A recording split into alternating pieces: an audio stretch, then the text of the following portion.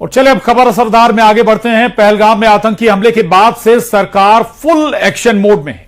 PMO में ताबड़तोड़ बैठकों का दौर जारी है। एनएसए अजित डोभाल पीएम मोदी से मिलने पहुंचे और गृह सचिव और रक्षा सचिव ने भी प्रधानमंत्री नरेंद्र मोदी से मुलाकात की, जिसके बाद अब अंदाजा यह लगाया जा रहा है कि बहुत जल्द कुछ बड़ा होने वाला है। देखिए इस रिपोर्ट में।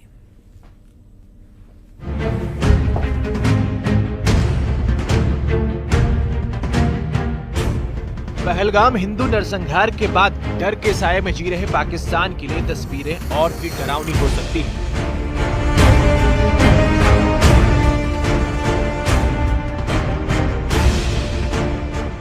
पहलगाम हमले के बाद प्रधानमंत्री मोदी ने साफ कर दिया था कि एक भी आतंकी या आतंकियों को पनाह देने वालों को छोड़ा नहीं जाएगा और इसी कड़ी में प्रधानमंत्री की बैठकों का दौर जारी है।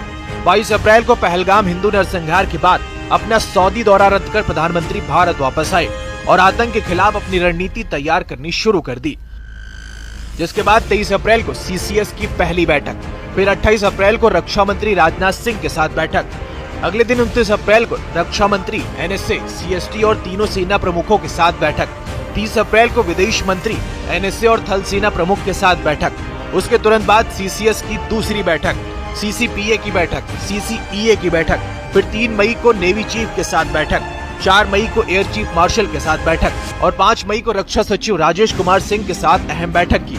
इसके तुरंत बाद पीएम मोदी ने एनएसए अजीत डोभाल के साथ साउथ ब्लॉक में मुलाकात की।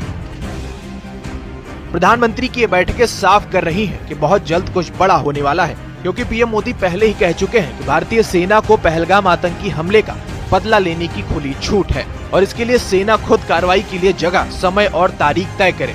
और इसी बीच रक्षा मंत्री राजनाथ सिंह का यह कहना है कि आतंकी हमलों को लेकर देश जो चाहता है वैसा ही होकर रहेगा। मैं आपको आश्वस्त करना चाहता हूं, प्रधानमंत्री मोदी जी के नेतृत्व में जैसा आप चाहते हैं वैसा होकर रहेगा। देवियों व सज्जनों, जैसे हम सभी राष्ट्र के शरीर की रक्षा करते हैं, ठीक उसी प्रकार महाराज जी जैसे संत और अन्य संत भी जो हमारे बैठे हैं वह राष्ट्र की आत्मा की रक्षा करते हैं।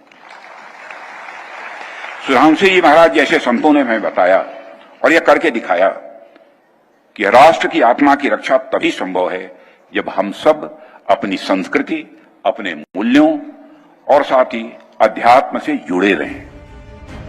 इधर देश के अंदर पीएम आतंक के खिलाफ रणनीति तैयार कर रहे हैं तो पूरी दुनिया आतंक के खात्मे के लिए भारत के साथ खड़ी है।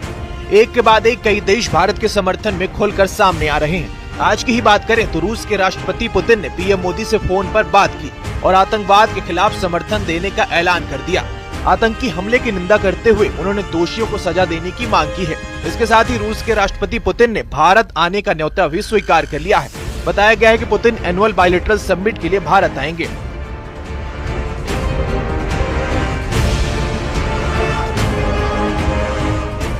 आतंक के खिलाफ देश में तैयारियां जोरों पर हैं।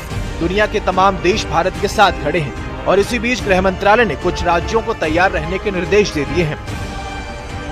एमएचए ने 7 मई को मॉक ड्रिल करने के निर्देश दिए हैं। हवाई हमले की चेतावनी देने वाले सायरन की ड्रिल भी की जाएगी, जिसमें हमले के समय अपनी सुरक्षा का अभ्यास होगा और इस अभ्यास में आम नागरिकों के साथ छात्र भी शामिल होंगे। एक के बाद एक कड़ी बैठकें, हर दिन आतंकिस्तान यानी आतंक और पाकिस्तान के खिलाफ चौतरफा कार्रवाई का मंथन, 2 बार सीसीएस की बैठक, गृह मंत्री, रक्षा मंत्री, विदेश मंत्री, एनएसए और सीडीएस के साथ कई दौर की मीटिंग, यहाँ तक कि सेना के तीनों अंगों के प्रमुखों से अलग अलग मुलाकात, जिसके बाद इस बात का अंदाजा लगाना मुश्किल नहीं कि बहुत जल्द आतंकिस्तान और पाकिस्तान के खिलाफ कुछ बड़ा होने वाला है। Bureau report, news 18।